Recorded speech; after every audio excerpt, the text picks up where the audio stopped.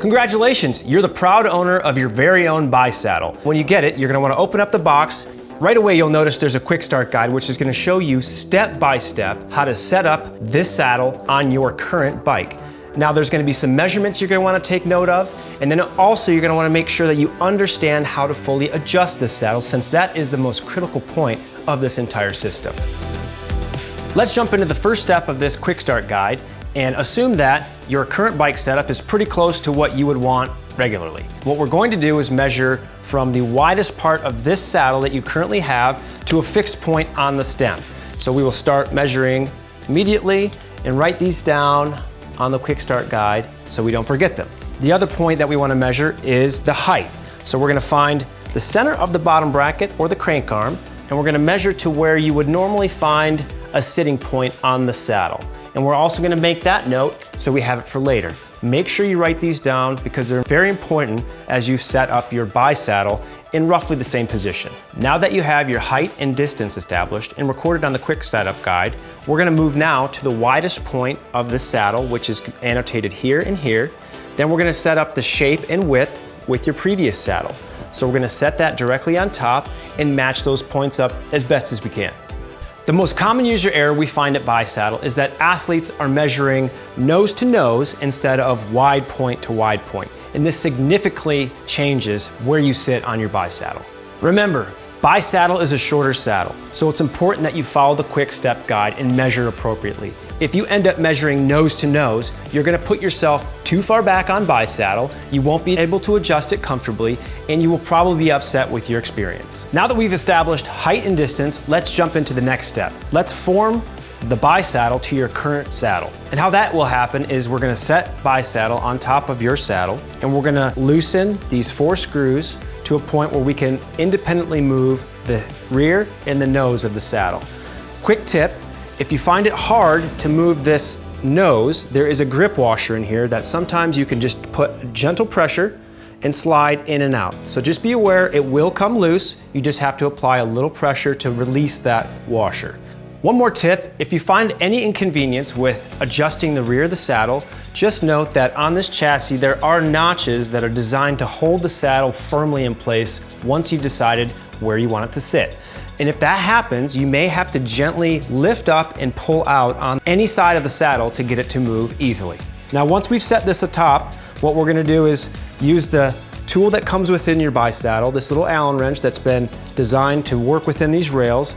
We're gonna loosen them up just enough to where we can move them pretty easily.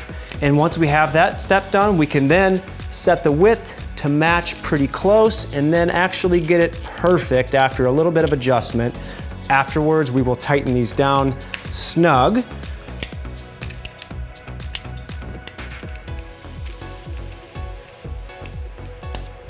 And once they're snug, you can take this, lift it up, and then get ready for the next step. Odds are you've purchased a BiSaddle because you're dealing with some discomfort that we can solve. And the first thing we're gonna start with is usually the nose of the saddle. Now, the nose of the saddle is where you might find a lot of pressure points, and adjusting that point is really easy with BiSaddle with these 2 bolts. Now, what you're gonna wanna do is start with those points first, and if you know that you have one side of your leg rubbing a little bit more than the other, you can just automatically bring them in a little bit closer, or you can actually start with a little bit wider. So it's totally up to you, but we're gonna start with what we know the problem is, and that's usually with the nose of the saddle. So let's nail that straight away. Let's either bring it in or take it wide. Now we're gonna mount BiSaddle by taking off our current saddle. And we need usually an Allen key or some appropriate tool based off of your bike setup.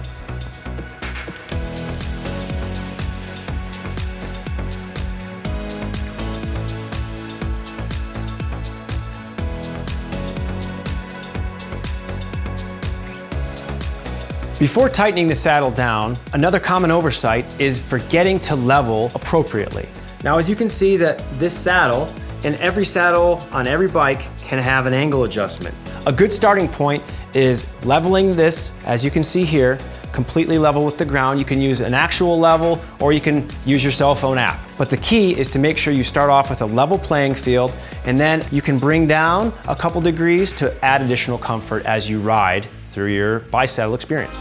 Congratulations, you've successfully installed your BiSaddle. So what do you do now? Well, the best part about this experience is that you get to ride it and you get to try adjustments and you get to put some miles on this thing. It's designed for your specific needs. That means that you may have to put 20 to 30 miles each ride and then make adjustments afterwards or during. Now you're gonna have a tool that's designed for your BiSaddle and it's gonna come with your package. Make sure you take that on a ride in case you wanna adjust during the ride. You may find that your sit bones are rolling off the edge or rolling inward. And in that case, you can either try going a little bit wider or you can try bringing in a bit narrower. Now, I would recommend adjusting one point at a time rather than changing forward and rear all at once. Typically, I will start by making the back a little bit wider first if I find that my sit bones are not quite comfortable. Now, if I have the other position to where I'm fine on the back, but my nose feels like it's really uncomfortable as I'm rolled forward, I will bring these parts a little bit wider and then I'll just securely adjust everything and tighten it. Make sure everything is nice and tight before you go on your ride and during adjustment periods, as this will make sure that nothing moves and all these notches that are specifically designed to hold BiSaddle in place have no problem. You have permission to make adjustments with this saddle, and that is the absolute beauty about BiSaddle, is that you are not stuck or welded into one position. You can freely adjust based off of what cycling kit you're wearing, or which type of position you want to ride, or if it's a gravel bike, a triathlon bike, or a road bike. Your freedom is exactly within these 4 bolts, and it's important that you explore every aspect of these saddles before you give us a call and let us know how we can further assist you if you're having any problems. Let's talk about the performance aspects of BiSaddle and why it's so advantageous to have this saddle on your bike. We all like to talk about gear and what gear does for your performance. However, your body cannot perform if it is not comfortable. If I am not able to put out sustained power or hit a really hard effort because I'm so worried about how I'm positioned on my saddle, I am taking away from my overall result. And that is an infraction. You've worked too hard to give away results based off of discomfort. Lean into BiSaddle when it comes to adding performance gains to your long bike rides, your races, or even helping your friends understand why they are not comfortable on their saddle.